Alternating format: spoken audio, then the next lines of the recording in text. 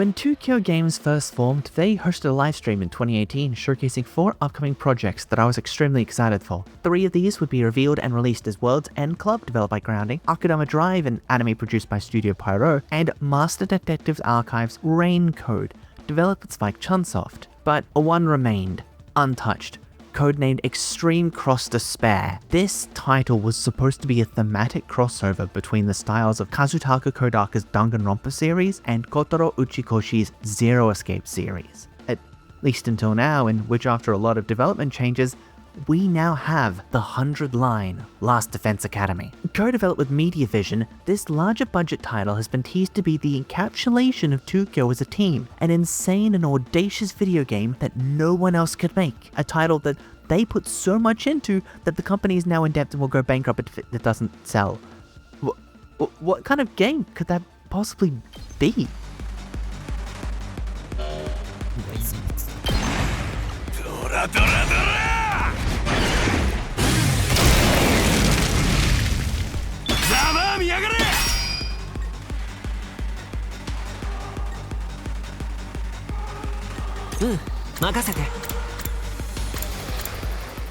The 100-line Last Defense Academy is an adventure game about a bunch of high schoolers trying to save humanity, where they will suffer and scream and die and die and die and die and die and die and die. And Takumi Sumino is your average high school student. He goes about his average days, doing average things, hanging out with his childhood friend, attending an average high school, and earning slightly below average marks. Or, well, as average as you can get when your home is covered in a dome and there is no sky, and every now and then an air raid-esque siren goes off, necessitating people to bunker down underground until danger passes.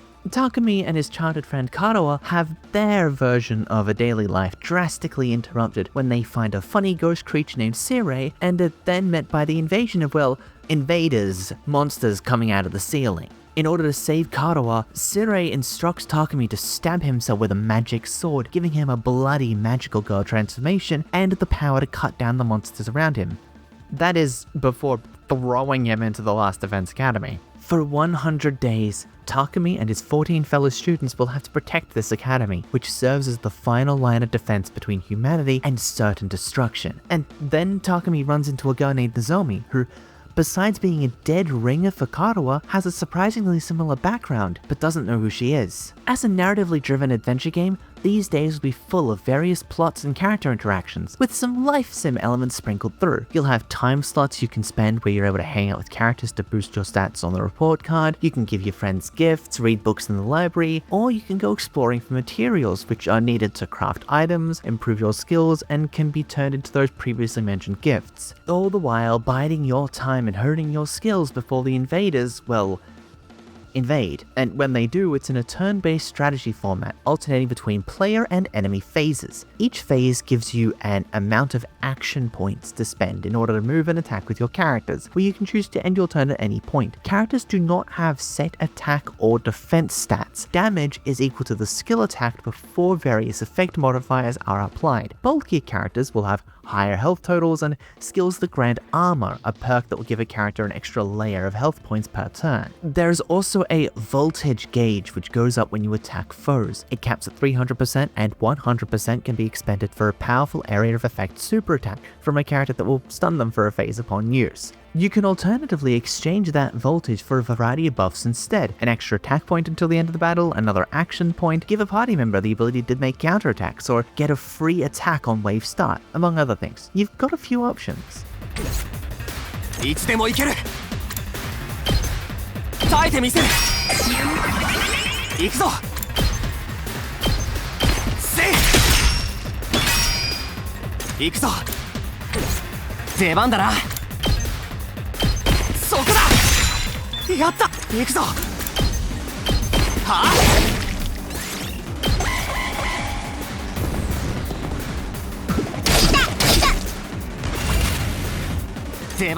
Despite the simple damage calculation, this game is in a sense the opposite of titles similar to Fire Emblem. Aggression is incentivized and encouraged by minimal ways to funnel foes. Killing stronger enemies will give you extra action points, and getting your health low enough will allow an alternate access condition to that super attack. You could charge up your voltage to blast foes, or you could fire it off at low health for free. Well, not exactly free. It will kill the character who used it, but they'll be conveniently revived after battle and you'll get bonus points for characters being killed this way. These points can then be used to boost the power of your skills in lieu of character levels. You're encouraged to use all the tools and take advantage of the movement composition in order to slaughter your foes in as few turns as possible. With a total of 15 characters, you may be thinking it'd be a bit difficult to balance the available screen time between them, but in actuality there's more than enough time for everyone to get some dedicated time in the spotlight. Whilst this title does feature light life sim mechanics and SRPG battles, it is primarily an adventure game where you're going to be doing a lot of reading. One of the many things they teased before this game came out is the 100 line had a lot of endings.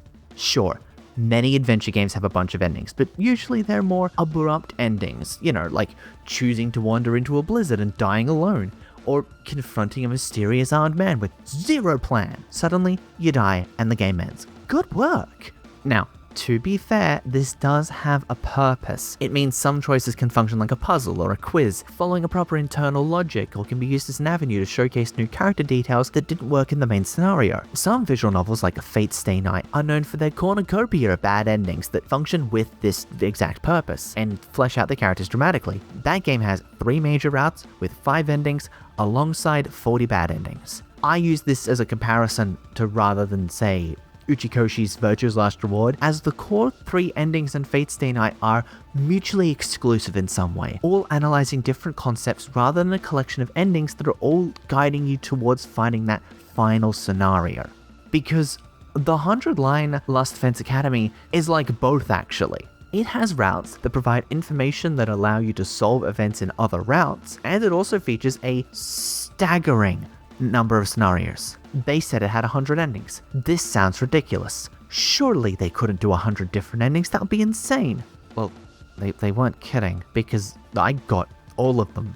I saw that credits roll 101 times. The secret is that the routes are broken up into a huge collection of entirely different scenarios with various endings scattered within them. You've got your core scenarios by Kazutaka Kodaka, one of which is probably the closest the game has to a true ending, but it's still not really.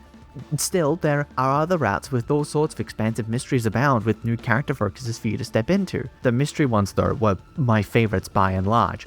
I was keeping a whiteboard with questions I had across the routes when figuring everything out, and I had 11 different categories. Oftentimes, I would go past a choice and I didn't die immediately, so I think, whew, when I get to the end of this route, I'll go back and clean up that bad end back there. But eventually, I get back, and it turns out there's a whole other story behind that split. Routes with hunting mysterious monsters, solving absurd problems, coming-of-age drama, murder mysteries, horror stories, romances, comedy. This game has everything, and quite fittingly, it's also got that absolute banger of a song, Rumble by Payodosk in it, which is just every time signature at once. The scenarios are almost all incredibly interesting and a lot of fun to experience. They do get a few "this choice does end the game" scenarios, but besides one in particular, the amount of them with interesting events that tie together within them make them feel quite justified. You might have heard of the visual novel Umineko When They Cry, famously known for having more text than the King James Bible. It's listed on How Long to Beat as taking about 120 hours to read. I read that in 80. Do you know how long this monster called the 100 line took me? 133 hours. When I worked out how expansive the route structure was for myself, I was filled with a need to not just find the closest thing to a true ending, but rather see everything this game had to offer. It's very easy to jump around thanks to the in-depth flowchart that allows you to move freely anywhere. And only twice throughout the entire experience did I feel a route was feeling a little repetitive or redundant. One of those was filled with mandatory battles that I didn't particularly care for, and the other was a route with considerably less intrigue than I would have liked at this point in my experience. However, that was also because I had been playing nothing but the 100 line for over 100 hours by that point, having crammed in as much playtime as I could over a couple of weeks between all my other work. And then, right after that one, I was in what I deemed one of the best stories in the game. And the whole time, there's constantly new art. There are 560 CGs in that game's gallery, and that's before counting the fact that many of those have multiple variations. This art team was working overtime You might be a bit concerned about the battles inflating your playtime or becoming tedious because they do occur in every route, but ignoring that one particular exception, when you clear a battle in one route, you can skip it on both replays in that route as well as in most other routes it appears, so you can focus on whatever you really care about most. Whilst the combat is really fun and ties into the game extremely thematically, the lack of map design and default obstruction does kind of hurt it in the long run, and you end up very thankful for that skip button. It makes sense though, because creating more narrative reasons for the gameplay to be more diverse is rather complicated with a story structure this dense. いつでも行ける。やった。任せて。直すよ。礼を言う。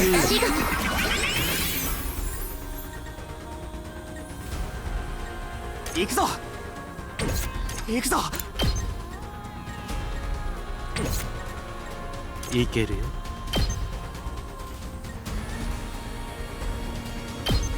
ちょっと私の出番だ。待ちきれないよ。これは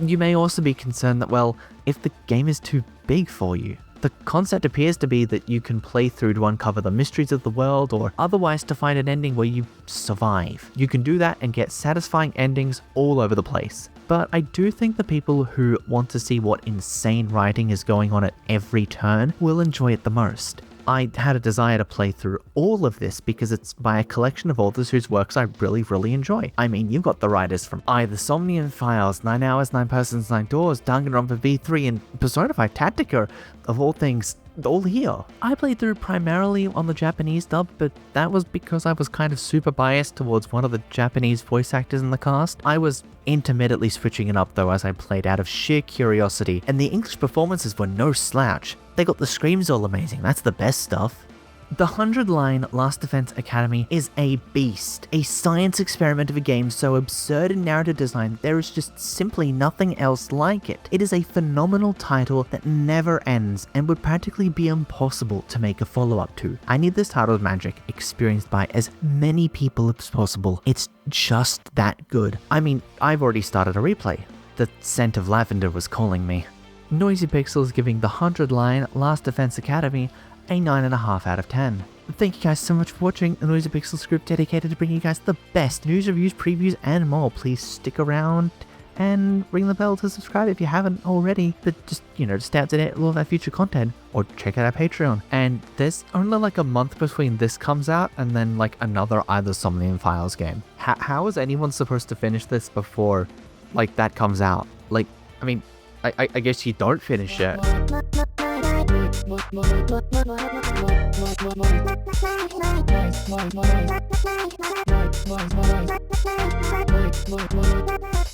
Noisy Pixel.